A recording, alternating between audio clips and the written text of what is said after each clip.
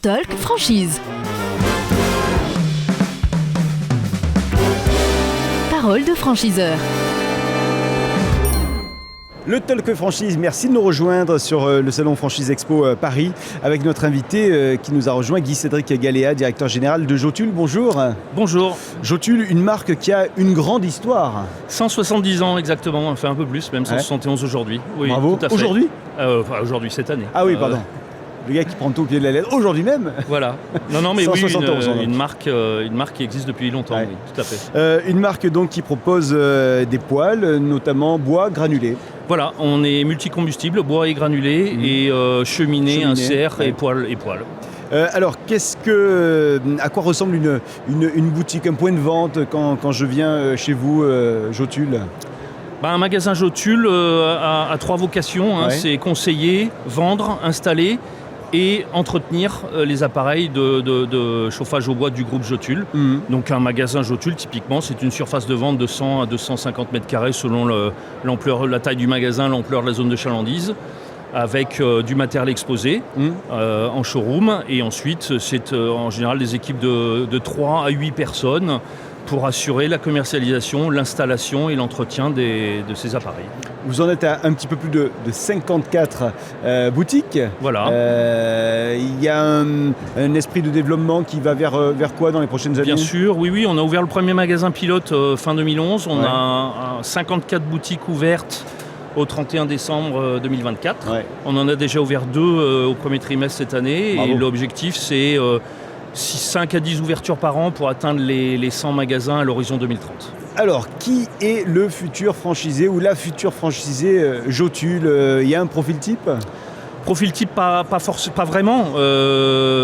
Disons, on vend à des particuliers, donc il faut avoir le sens du commerce pour travailler avec ce type de clientèle. On gère un centre de profit, comme j'ai dit, 3 à 8 personnes. On parle de 700 000 à 2 millions d'euros de chiffre d'affaires selon la taille du magasin. Donc il faut avoir une compétence en gestion d'un petit centre de profit et d'une petite équipe de 3 à 8 personnes.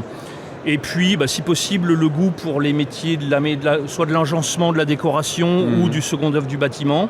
Pas forcément de connaissances métiers pures parce qu'on est là pour ça, on est là pour accompagner les entrepreneurs. Formation initiale, continue. Voilà, un cursus de formation initiale, formation continue tout au long de la vie du point de vente.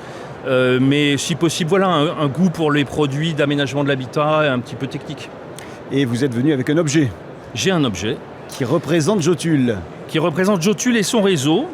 Cet objet, c'est une boîte d'allumettes. Ah L'allumette, c'est un poêle Jotule. ouais. Et la boîte, c'est la concession Jotule. Si vous avez l'allumette sans la boîte, vous n'en faites pas grand-chose. Vous ne pouvez pas allumer. Si vous avez la boîte mais rien dedans, ça ne sert pas à grand-chose non plus.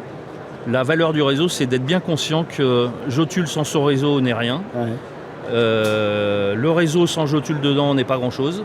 Par contre, les deux ensemble, on allume le feu, ça match, on peut le dire.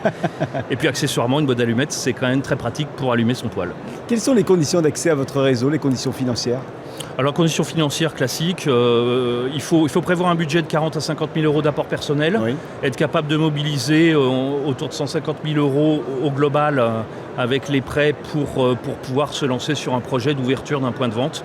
Ce budget d'investissement comprend l'achalandage du point de vente, l'aménagement du point de vente, la formation initiale, le fonds de roulement nécessaire pour démarrer l'activité sereinement.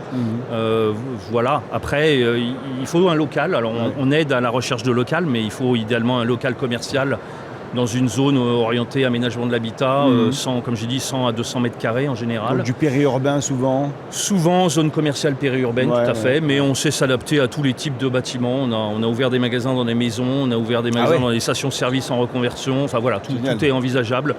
Et puis comme j'ai dit, après des qualités personnelles, des compétences personnelles de gestion, de commerce